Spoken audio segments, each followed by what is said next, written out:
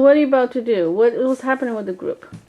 Well, the group has lost a little bit of focus because it's been a while since our last meeting, and also on the subcommittee groups we've seen that for one reason or another action has kind of stopped. Either the team leaders have set out a goal and it hasn't been met and people aren't working toward that goal, but we've also had quite a bit of a turnover as far as where people are in the subcommittees, and some people aren't for sure whether they're going to stay on the committee, so that's happened quite a lot. I'm hoping that by July our committee will have solidified and everyone that we have in July is going to stick with us and be participatory until September, but if not, we need to shake them out now.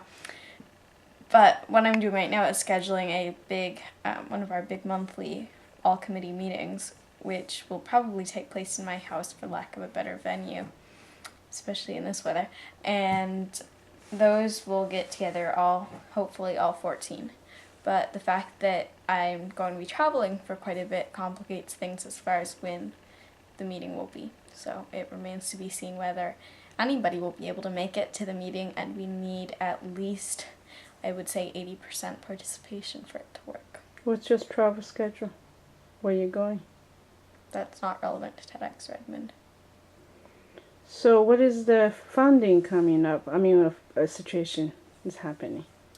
The funding situation remains troublesome because, well, at the moment we're seeing that the two big ones who we thought were for sure Dell and K-12 are wimpy little asses, but I shouldn't actually, can you delete that part because I just realized, but no, the two big ones that we thought were for sure, Dell and K-12, are, Well, K-12 are kind of committed. I'm trying to think of a way to say this that won't reveal my emotions, but for lack of a better word, have betrayed us, and overly dramatic.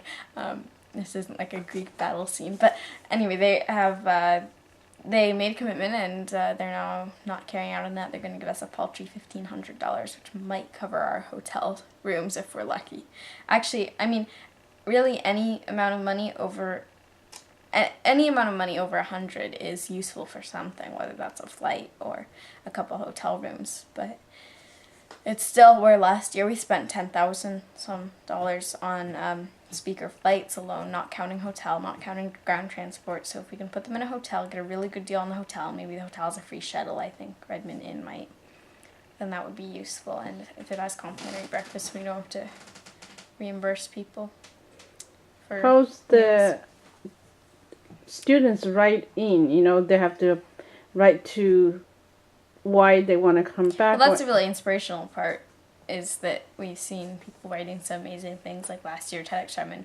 It was super inspiring, so many people trying to help the world, and I went and did the same. I went and volunteered at a youth council where we were preventing teen tobacco use and preventing teen suicide, and I've went and volunteered at a women's shelter, and I'm like, I don't even do that, and I'm a curator of TEDxRedmond, so to see the power of what all these young speakers can do is really beyond anything. It's much better than me making a testimonial to how awesome it is. So I'm trying to see if we can work in some of these words into our video. We have the short trailer that we're trying to do in the style of TEDx Teen, which is very, boop, boop, TEDxRedmond, and then we're going to make a slightly longer one, probably 1 to 2 minutes. It's a little more TED, laid back, I'm sitting on the beach kind of style, but as in that we have more information in it and an actual narrative. So that's where we are. No money, lots of inspiration, where we are in every way. I suppose TEDxRedmond, our situation right now, really epitomizes teenagers, right? No money, lots of inspiration, trying to do stuff. Okay, well anyway, I need to get